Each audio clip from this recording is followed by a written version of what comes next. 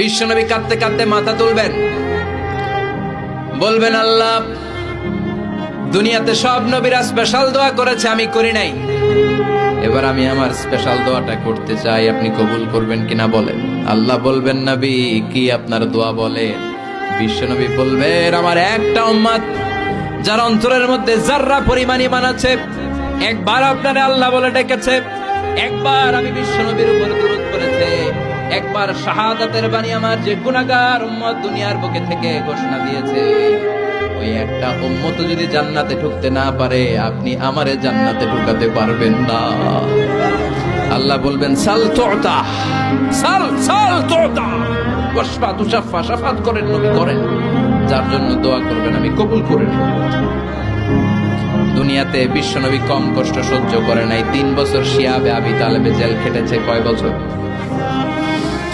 দুর্ভিক্ষের বছরগুলোতে বিশ্বনবীর পেটে দানা পানি ছিল না।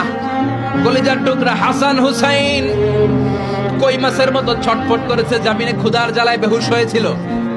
বিশ্বনবী যদি ওই স্পেশাল দোয়াটা করতেন, জান্নাত থেকে খাবারের বস্তা পাঠিয়ে দিত কে? ওই দোয়া করছিলেন? জেলখানায় আল্লাহরে বলছিলেন, আল্লাহ স্পেশাল দোয়া করলাম, জেল থেকে মুক্ত করে দেন, করছিলেন?